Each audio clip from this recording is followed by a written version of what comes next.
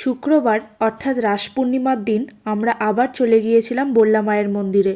মায়ের কাছে যতবারই যাই ততবারই যেন কম মনে হয়, বারবার যেতে ইচ্ছে করে সেখানে। তার মধ্যে পুজোরও আর মাত্র এক সপ্তাহ বাকি, আগামী 22শে নভেম্বরই মায়ের পুজো। ভাবলাম একবার দেখেই আসি মায়ের মূর্তি গড়নের কাজ কতদূর এগোলো, বা মেলার প্রস্তুতি কীরকম, বা মন্দিরের সাজসজ্জা কতদূর এগিয়েছে।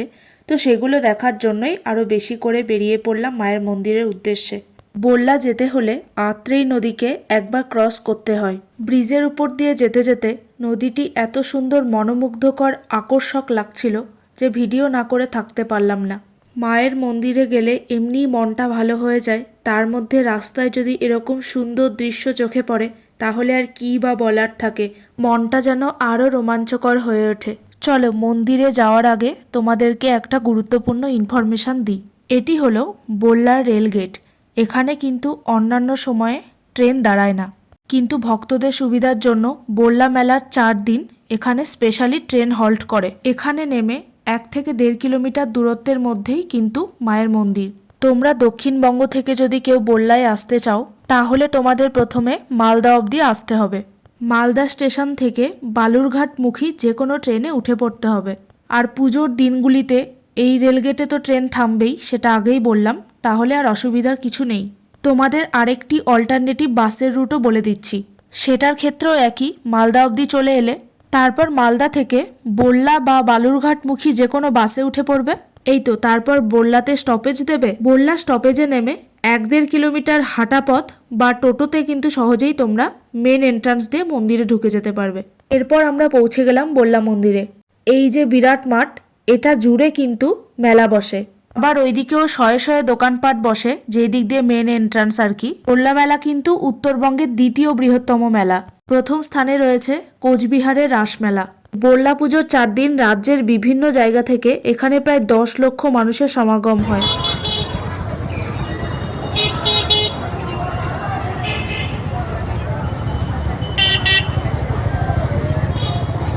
দেখলাম মন্দিরের সাজসজ্জা সুন্দরভাবে শুরু হয়ে গিয়েছে, আর সেই দিনও ছিল ভক্তদের মারাত্মক ভিড়, কারণ সেই দিন রাস পূর্ণিমা ছিল, একটা শুভ দিন।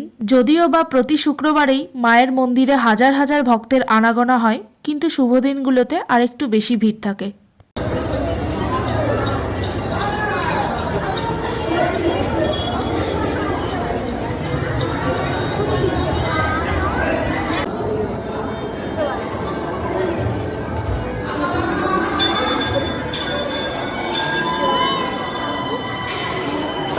দেখলাম মায়ের মাটির মূর্তির ছাঁচ মোটামুটি তৈরি হয়ে গিয়েছে, শুধু রংটা বাকি আছে। মূর্তিটির হাইট কিন্তু 7 হাত। 2-3 কথায় বল্লাকালীর ইতিহাস জেনে নিই চলো। প্রায় 400 বছর আগে এ এলাকার জমিদার বল্লভ চৌধুরীর সময়কালে একজন মহিলা স্বপ্নাদেশে একটি পাথরখণ্ড কুড়িয়ে পেয়ে সেটাকে মাতৃরূপে পুজো শুরু করেন।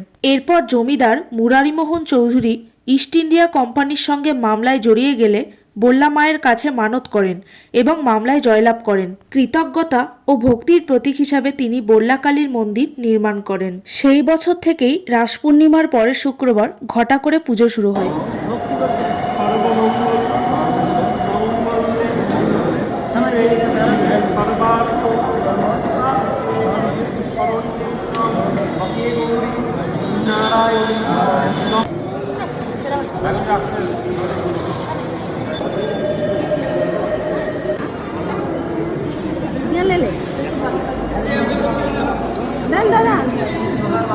বল্লা মন্দিরের পাশেই এটাই সেই পুকুর যেখানে মায়ের বিসর্জন হয়। বিসর্জনের পর এই পুকুরের জলেই কিন্তু মায়ের কাঠামো সারা বছর ডোবানো থাকে।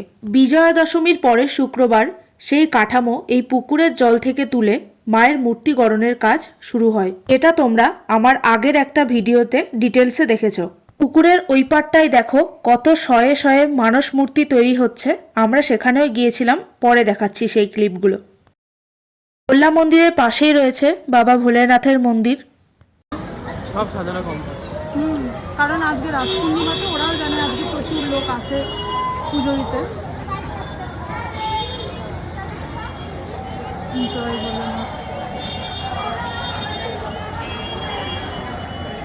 আমরা যেটা দেখলাম, পুরো পাড়া জুড়ে বিভিন্ন কারিগররা তৈরি করছে অসংখ্য মানসকালীর মূর্তি।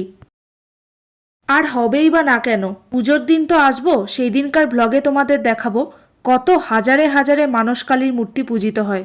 এত মানুষের আস্থা আমাদের বল্লা কালী মা। ভক্তরা মায়ের কাছে যাই চান না কেন, মা কিন্তু তার সন্তানদের কখনোই ফিরিয়ে দেন না। এই বল্লা কালী মা হিন্দুদের পাশাপাশি কিন্তু এই অঞ্চলের মুসলিম খ্রিস্টানদের মধ্যেও সমানভাবে পূজিত হন।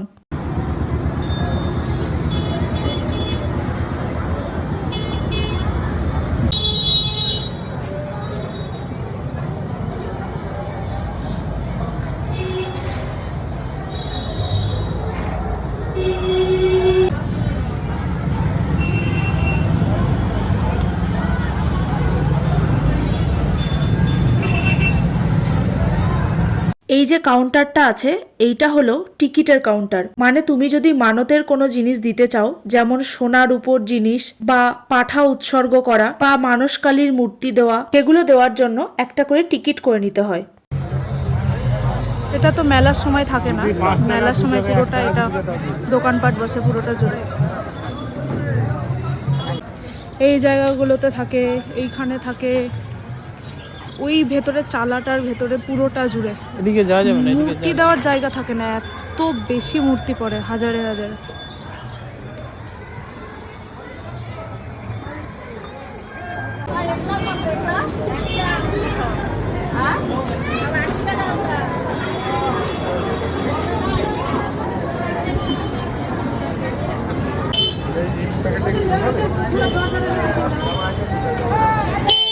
এই পাঠাগুলো কিন্তু মাকে উৎসর্গ করা হয়েছে।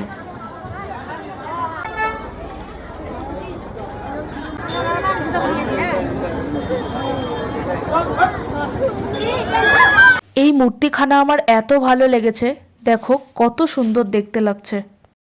এরপর আমরা গেলাম পুকুরের ওই পাড়টা, যেটা তোমাদের তখন দেখালাম শয়ে শয়ে মূর্তি তৈরি হচ্ছে।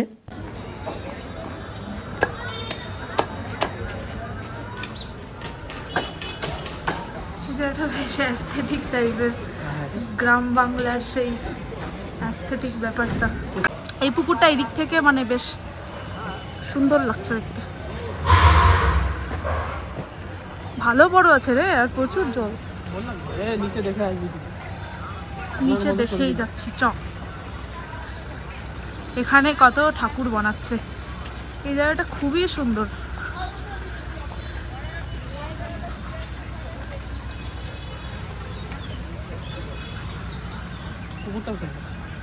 হ্যাঁ, কুকুরটাও সুন্দর,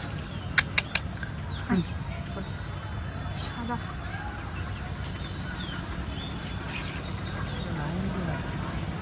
তো ঠাকুর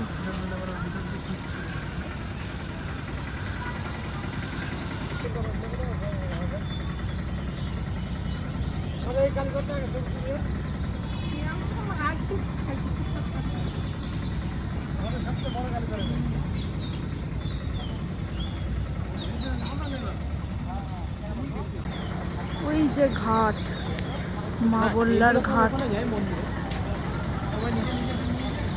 আর এই পাড়েও ঠাকুর বানানো হচ্ছে।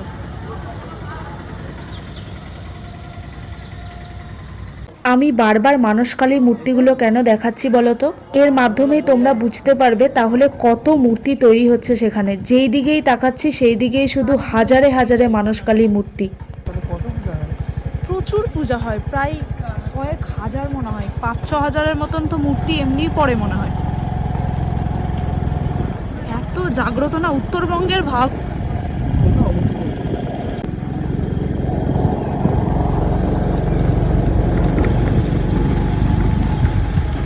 মেইন এন্ট্রান্স তো এইদিকেই রে। ও হ্যাঁ হ্যাঁ হ্যাঁ, মেইন এন্ট্রান্স ওই দিক আরে দিয়ে। অনেক বছর ধরে আসছি। আমরা যেই দিক দিয়ে আসলাম ওটা তো শর্টকাট না, মেইন এন্ট্রান্স তো এদিকে তো রাস্তার ধারে, রাস্তার ধারে পুরো একদম মেইন রাস্তার পর থেকে দোকান শুরু আরে হয়ে যায়। আমরা তো আগে প্রতি রবিবার আসতাম, মানে প্রতি রবিবার বলতে পূজার রবিবারে আসতাম। হ্যাঁ এখন আসা হয় মানে অত আমি তো কবে থেকে আসি, হ্যাঁ, ওই জন্য ভুলে গেছিস। এই যে এটা গেট একটা, তাহলে বেরোচ্ছি নাকি? এই যে রাস্তার ধারে দোকান সব শুরু হয়ে গেছে তৈরি করা, বাঁশ লাগানো। মার্চ আসছে বল। আর মাত্র 1 সপ্তাহ তো, ওই জন্য প্রস্তুতি চলছে। ভালো, এখানকার ইকোনমিকের ক্ষেত্রে ভালো রে। এই টাইমটাই এখানকার গ্রামের লোকজন একটু ব্যবসা ট্যাবসা করতে পারে, দোকান টোকান বসিয়ে। বিরাট মেলা হয়, বিরাট। দোকান বসে গেছে দাদা। এই শুক্রবার থেকে দোকান স্টার্ট।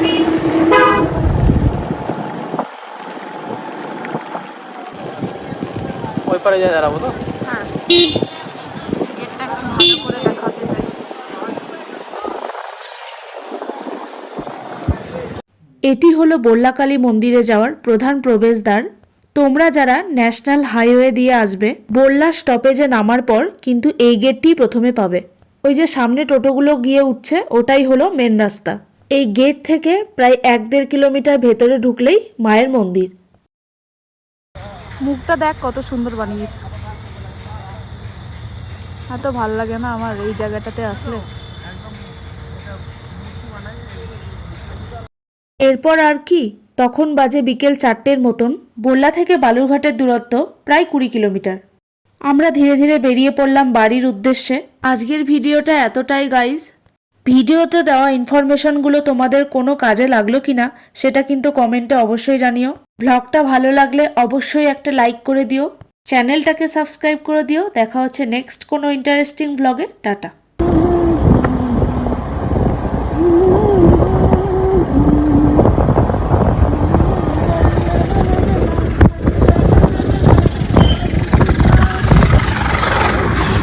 একটা কথা আছে না, শেষ হয়েও হইল না শেষ। এমনই আমার ব্লগটাও শেষ হয়ে যেন কিছু বাকি থেকে গেল। আর সেটা হলো চা খাওয়া। ব্যাপারটা যেটা ছিল, বালুরঘাট ঢোকার সময় সন্ধে সন্ধে হয়ে গিয়েছিল, আর হাই রোডের ওপর দীর্ঘক্ষণ ধরে স্কুটি চালানোর ফলে আমাদের লাগছিল ঠান্ডা। তো ভাবলাম চা খেয়ে একটু উষ্ণ ভাব অনুভব করাই যায়, কি বলো? আর সেটাও সন্ধেবেলার মতন একটা মোক্ষম সময়। একটা চা খেয়ে হয়নি গাইস, আরেক কাপ। চাখর মানুষ বলে কথা। সঙ্গে ডগ